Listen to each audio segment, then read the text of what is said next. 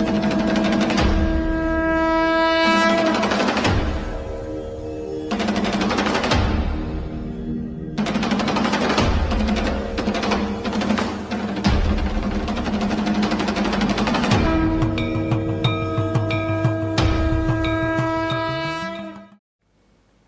Friends, welcome to my channel passionate Shraddha. तो मैं आज बना रही हूँ महाशिवरात्रि स्पेशल शिव जी का ड्राइंग। ये ड्राइंग बनाते बनाते मैं आपको महाशिवरात्रि के पीछे की कथा है, उसका महत्व बताने वाली हूँ। महाशिवरात्रि ये भारतीयों का प्रमुख त्यौहार है। ये माघ फाल्गुन कृष्ण पक्ष के चतुर्दशी को मनाया जाता है। पौराणिक कथाओं के अनुसार इस दिन सृष्टि का आरंभ हुआ था। अग्निलिंग जो महाकाल का विशालकाय रूप है, उसके उदय से हुआ था। महाशिवरात्रि शिव और पार्वती का विवाह हुआ था।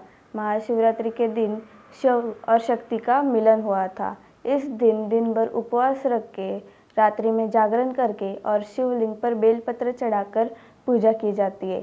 भारत में ही नहीं तो पूरे विश्व में महाशिवरात्रि मनाई जाती है। एक बार पार्वती जी ने भगवान शिव शंकर से पूछा, ऐसा कौन सा श्रेष्ठ तथा सरल व्रत पूजन है जिससे मृत्युलोक के प्राणी आपकी कृपा सहज ही प्राप्त कर लेते हैं। उत्तर में शिव जी ने पार्वती को शिवरात्रि के व्रत के विधान बताकर एक कथा सुनाई। एक बार चित्रभानु नामक एक शिकारी था। पशुओं की हत्या करके वह अपने कुटुंब को पालता था। वह एक साहूकार का ऋणी था, लेकिन उसका ऋण समय पर न चुका सका। क्रोधित साहूकार ने उसे शिव मठ में बंदी बना लिया। संयोग से उस दिन शिवरात्रि थी। शिकारी ध्यानमग्न होकर शिव संबंधी धार्मिक बातें सुनता रहा। चतुर्दशी को उसने शिवरात्रि व्रत की कथा भी सुनी। संध्या होते ही साहूकार ने उसे अपने पास बुला लिया और ऋण चुकाने के विषय में बात की।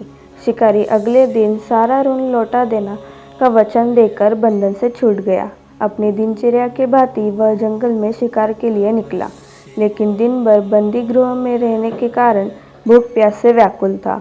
शिकार करने के लिए वह एक तालाब के किनारे बेल वृक्ष पर पड़ाव बनाने लगा। बेल वृक्ष के नीचे शिवलिंग था, जो बिल्व पत्रों से ढका हुआ था। शिकारी को उसका पता न चला। पड़ाव बनाते समय उसने जो टहनियाँ तोड़ी वह संयोग से शिवलिंग पर गिरी। इस प्रकार दिन भर भूख प्यासे शिकारी का व्रत भी हो गया और शिवलिंग पर बेल पत्र भी चढ़ गया। एक पहर रात्रि बीत जाने पर एक गर्भगृहिणी मृगी तालाब पर पानी पीने पहुंची। शिकारी ने धनुष पर तीर चढ़ाकर जो प्रतिज्ञा खींची। मृगी बोली, मैं गर्भिणी हूँ, शीघ्र ही प्रसव करूँगी। तुम एक साथ 2 जीवों की हत्या करोगे, जो ठीक नहीं है। मैं बच्चे को जन्म देकर शीघ्र ही तुम्हारे समक्ष प्रस्तुत हो जाऊँगी, तब मार लेना। शिकारी ने प्रतिज्ञा ढीली कर दी और मृगी जंगली झाड़ियों में लुप्त हो गई। कुछ ही देर बाद एक और मृगी उधर से निकली। शिकारी की प्रसन्नता का ठिकाना न रहा। समीप आने पर उसने धनुष पर बाण चढ़ाया। तब उसे देख मृगी बोली कि हे पारदी, मैं थोड़ी देर पहले ऋतु से निवृत्त हुई हूँ, कामातार वरहिणी हूँ, अपने प्रिय को खोज में भटक रही हूँ। मैं अपने पति से मिलकर शीघ्र ही तुम्हारे पास आ जाऊंगी। शिकारी ने उसे भी जाने दिया। 2 बार शिकार को खोकर उसका माथा ठनका। वह चिंता में पड़ गया। रात्रि का आखिरी पहर बीत रहा था। तभी एक अन्य मृगी अपने बच्चों के साथ इधर से निकली। शिकारी के लिए यह स्वर्णिम अवसर था। उसने धनुष पर तीर चढ़ाने में देर नहीं लगाई। वह तीर छोड़ने ही वाला था कि मृगी बोली, हे पारदी, मैं इन बच्चों को इनके पिता के हवाले करके लौट आऊंगी। इस समय मुझे शिकारी हंसा और बोला, सामने आए शिकार को छोड़ दूँ? मैं ऐसा मूर्ख नहीं। इससे पहले मैं 2 बार अपना शिकार खो चुका हूँ। मेरे बच्चे भूख प्यास से तड़प रहे होंगे। उत्तर में मृगी ने फिर कहा, जैसे अपने बच्चों की ममता सता रही है, ठीक वैसे ही मुझे भी। इसलिए सिर्फ बच्चों के नाम पर मैं थोड़ी देर के लिए जीवनदान मांग रही हूँ। हे पारदी, मेरा विश्वास कर, मैं इन्हें इनके पिता के पास छोड़कर तुरंत ही लौटने की प्रतिज्ञा करती हूँ। मृगी का दीन स्वर सुनकर शिकारी ने उसको जाने दिया और शिकारी के अभाव में बेल वृक्ष पर बैठा शिकारी बेलपत्र तोड़ तोड़ के नीचे फेंकता जा रहा था। पौ फटने को हुआ था। एक हष्ट पुष्ट मृग उसी रास्ते पर आया। शिकारी ने सोच लिया कि इसका शिकार वह अवश्य करेगा।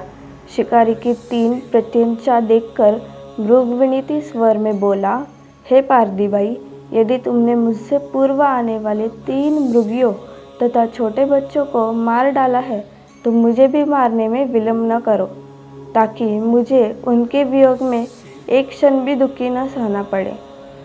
मैं उन मृगियों का पति हूँ। यदि तुमने उन्हें जीवन दान दिया है तो मुझे भी कुछ क्षण का जीवन दान देने की कृपा करो। मैं उनसे मिलकर तुम्हारे समक्ष उपस्थित हो जाऊंगा। मृग की बातें सुनते ही शिकारी के सामने पूरी रात का घटना चक्र घूम गया। उसने सारी कथा मृग को सुना दी। तब मृग ने कहा, मेरी तीनों पत्नियां जिस प्रकार प्रतिज्ञाबद्ध होकर गई, मेरी मृत्यु से अपने धर्म का पालन नहीं कर पाएंगी। अंततः जैसे तुमने उन्हें विश्वास पात्र मानकर छोड़ा है, वैसे ही मुझे भी जाने दो। मैं उन सब के साथ तुम्हारे सामने शीघ्र ही उपस्थित होता हूँ। उपवास, रात्रि जागरण तथा शिवलिंग पर बेलपत्र चढ़ने से शिकारी का हिंसक हृदय निर्मल हो गया था।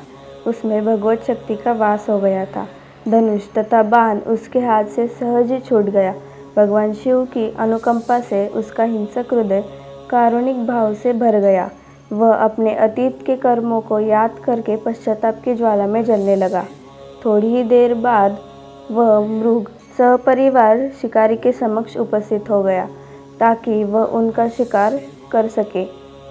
किंतु जंगली पशुओं की ऐसी सत्यता, सात्विकता एवं सामूहिक प्रेम भावना देखकर शिकारी को बड़ी ग्लानि हुई।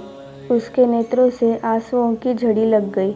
उस मृग परिवार को न मारकर शिकारी ने अपने कठोर हृदय को जीव हिंसा से हटा सदा के लिए कोमल एवं दयालु बना लिया। देवलोक से समस्त देव समाज भी इस घटना को देख रहे थे। देवी देवताओं ने पुष्प वर्षा की। तब शिकारी तथा मृग परिवार मोक्ष को प्राप्त हुआ। तो दोस्तों, आज हमने भगवान शिव का एक सुंदर स्केच बनाना सीखा। उम्मीद है कि आपको ये ड्राइंग ट्यूटोरियल अच्छा लगा। यदि आपको ये वीडियो अच्छा लगे तो इसे लाइक, शेयर और सब्सक्राइब करना ना भूलें, ताकि ऐसे ही शानदार ड्राइंग ट्यूटोरियल आपको मिलते रहे। यदि आपको कोई सुझाव या कोई सवाल है तो मुझे कमेंट बॉक्स में ज़रूर बताएं। और मैंने जो महाशिवरात्रि की कथा बताई वो कैसी लगी वो भी मुझे कमेंट बॉक्स में ज़रूर बताएं। मिलते हैं ऐसी अगली वीडियो में, तब तक के लिए हर हर महादेव।